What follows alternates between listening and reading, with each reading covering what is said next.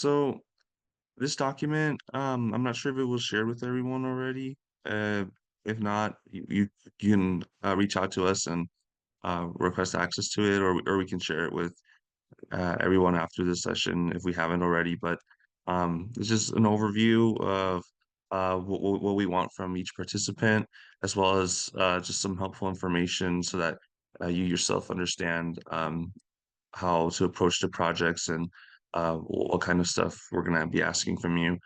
Um, if you guys need anything at all, you're welcome to reach out to Serena and I. As I mentioned earlier, we've been coordinating this program. I think was this our third or fourth year, Serena, doing it together? I think third. Third. Yep. Mhm. So Serena's a lot better than me to reply with responses quicker. So I think she would might be the first point of contact. We put our emails here, so you can reach us at letiwa.org. So Serena at letiwa.org and Andres at letiwa.org. And I know I just said Serena's a lot more responsive, but like I said, you're also welcome to reach out to me for whatever questions you might have.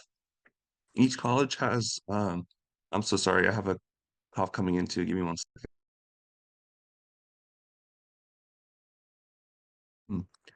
Thank you. So each college has their respective advisors. You've all probably already met with them. Kirk and Javier are working with Edmonds College students. Jorge Stefan and Cali Ortiz, they're working with students from Skagit Valley College.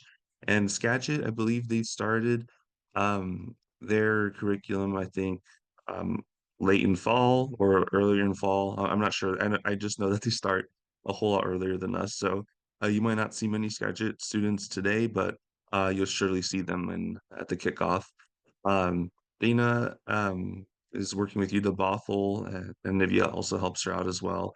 And Alex Tedio, he's going to be working with students from Wazoo Everett, and I believe he got Rick Flores on board to help him as an advisor. So um, for now, they're going to be taking like an observational role, so that way they can um, build a program better for Wazoo Everett since they're like a brand new um, partner in this cohort. But we're hoping to get some of their students attending our seminars later on in the program. Um, for this program, our mission is to empower Latino and Latina college students to be civically engaged and participate in service learning projects within their respective communities. All participants must be currently enrolled in their college or university. We want to expose and enroll LLI participants to educational and career options, impart theory and application of multicultural leadership skills, increase Latino and Latina identity consciousness and cultural competencies. Um, and through that, the outcomes that we want y'all to experience is to discover your personal leadership characteristics, increase your confidence and ability to speak in public and work effectively on the team, define and understand the most important traits of an outstanding leader. I encourage acceptance of different approaches to leadership.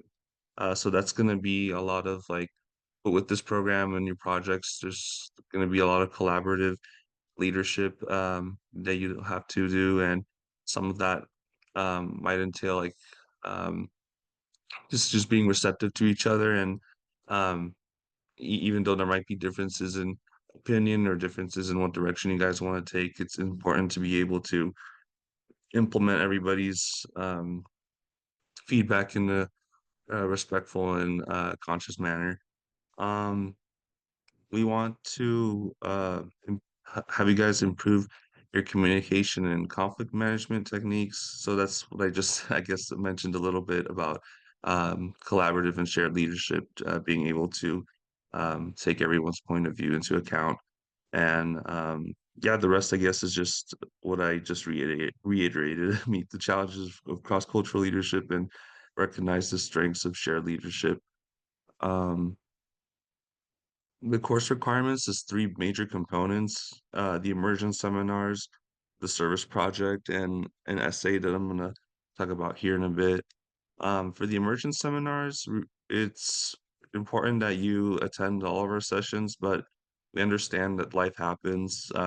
There's maybe some things that are just completely out of our control, and um, for that, we do allow for people to be excused for one session. Orientation day is not included, of course, because we're all here learning about what we're going to be doing in the program. But as far as like the kickoff and the immersion seminars and the final project presentation goes, you'd only be able to miss one of them if the circumstances require you to do so. And when you do, please have it like in writing. And that just means like send an email out to your advisor, and then that way they can let us know. Or also, if you want, you can send it directly to Serena and I, so that we get the information and we can just note it down. But it'd be also good for your advisor to know as well, just because they're the main people that are going to be working directly with you. Um, and this, I guess I skipped over this bullet point. If employed, please arrange to be available on the dates prior to signing up for the program. So I know that's something that I think I had mentioned in our last orientation that it's probably like a bit of information that you would have needed to have for the orientation. But yeah, just I guess reiterating that part. If you guys haven't already planned it out, please make sure that you have the Saturday mornings free for our sessions together. Um, One of the things that we want each student to do is maintain an accurate journal of the speakers, especially during the first four sessions, so that they kick off in the immersion seminars. Um, this journal, it can be physical, it can be digital, it can be like notes on your phone, whatever. We're also going to be sending out surveys at the end of each session that has pretty much the same questions that you would write in your journal. So if you aren't able to keep a journal, you'd at least have access to your responses to those surveys. That way you can reflect on them later on for the essay, because the essay, as you'll see, like, it's going to be asking pretty much the same questions that you would be responding to in your journal entries. So for the sessions, we want y'all to record or paraphrase at least two quotes from each session, answering the following questions. What did you learn, or what insights did you gain? How do you intend to use what you have learned, and what we would try to do differently and why? When I mentioned the survey having the same questions, it might also have additional questions. So um, recording and answering those is important, just because that way you have some material to work with once you do your survey. I mean, your essay, sorry. And down here, um, as a reminder, just the session dates.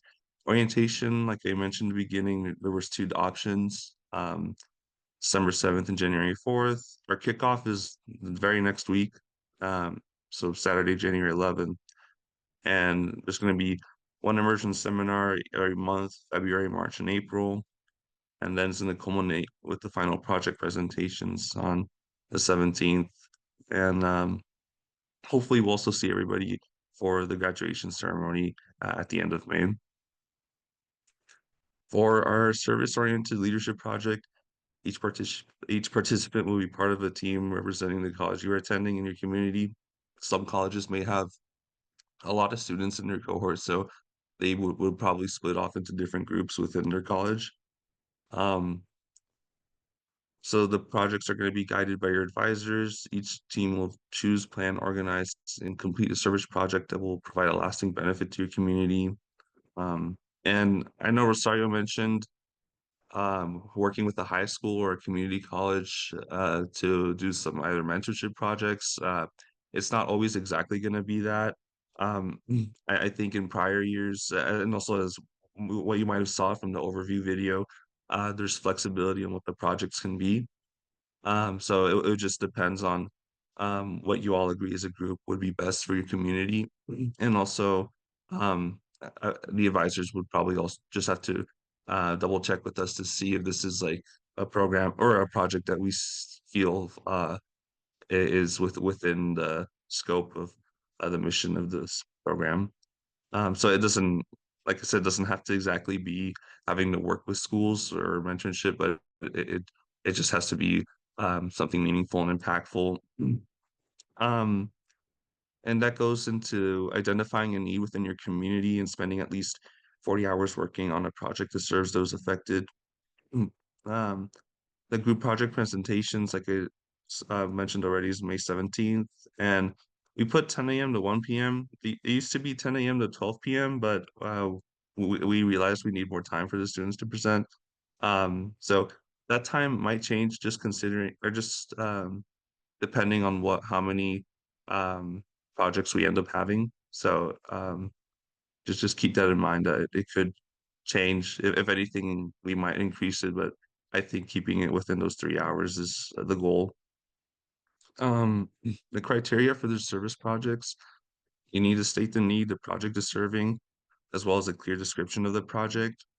I think, Serena, is it like in the third immersion seminar that we ask for descriptions of the projects? Yeah. So Uh, there should be time, like in the third seminar, that where you would fill out this little sheet that just describes briefly what the project is, and that's important to have for us because it helps us prepare our evaluators ahead of time, so that way they have an idea of what type of information you guys would be presenting. We want y'all to have a clear purpose and objective of the project. We want the project to be creative. We want it to be diverse between each groups. We want to know in the presentation how the group developed and implemented activities, how you guys tracked activities, how the group assessed outcomes for the project, like what what did you want out of the project? Like what was the impact you wanted to do, and if that impact actually came true. Lessons learned about the project, challenges you faced, and how your group overcame the challenge, um, and if there's any future plans for the project outside of the program. Um, so yeah, so the first two components of the program is the attendance to all our sessions, the service projects that you guys would be doing outside of the sessions, and lastly but not least, the essay that we want from each student. And that's supposed to be delivered the Monday that the week of the graduation ceremony. So I think that's May 26th. Let me double check my calendar just to make sure I'm not misspeaking. Um, yes. So the last Monday of May. Um, and yeah, again, it's just a reminder, please use your journal from the three immersion seminars on which to base this final essay. And um, like I told you guys, it's pretty much the same leading questions. So that journal is really important for you to hold on to and update as you go along. So that way you have an easier time doing the essay. Um, but that is it for what I wanted to go over regarding the student expectations. So I'm going to stop sharing my screen now, and I want to use this time to um, let y'all have the opportunity to ask any questions that you might have. So just to clarify, the this project is going to be on our in a group of our college. Is that correct?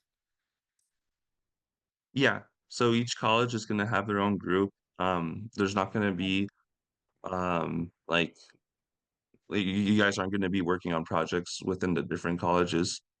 It's just going to be within your respective college.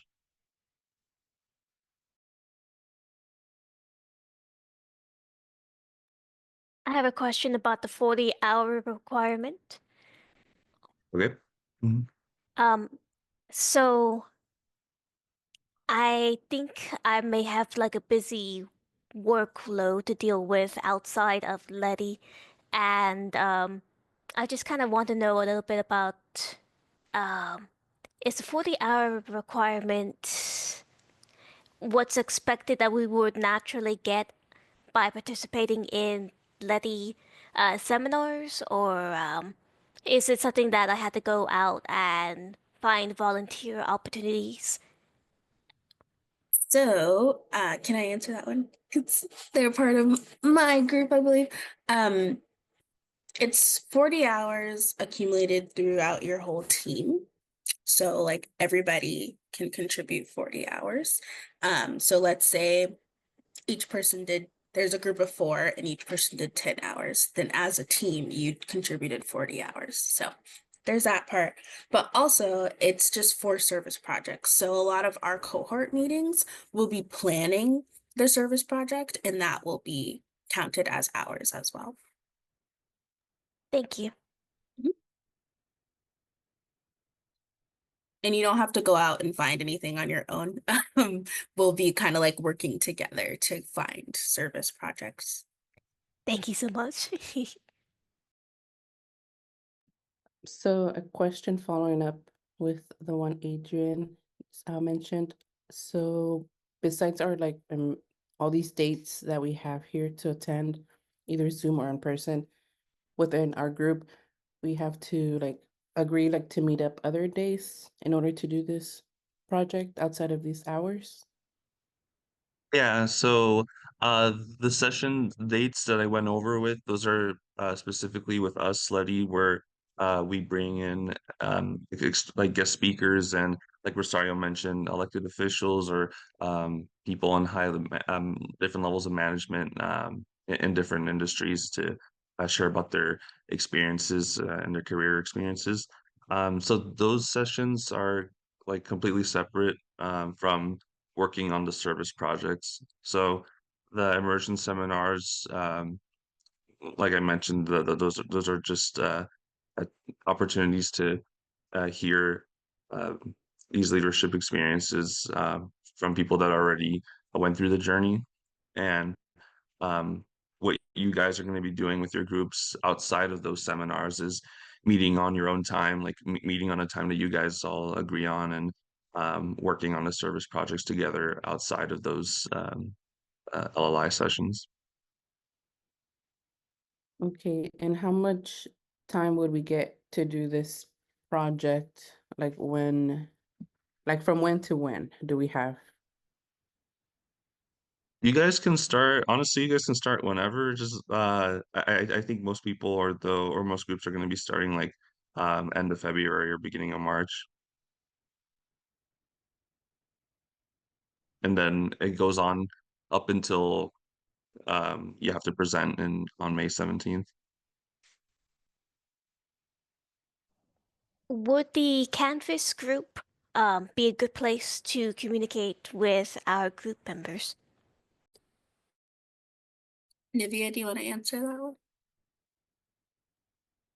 Yeah, Canvas would be a good option. I know in our first cohort meeting, we also talked about having a Discord. Um, you can communicate through there. Everyone's emails is available on Canvas as well. So it's really up to preference. And I think once you meet your team or get to know what service project you're working on, you all can talk about what method of communication works best for you.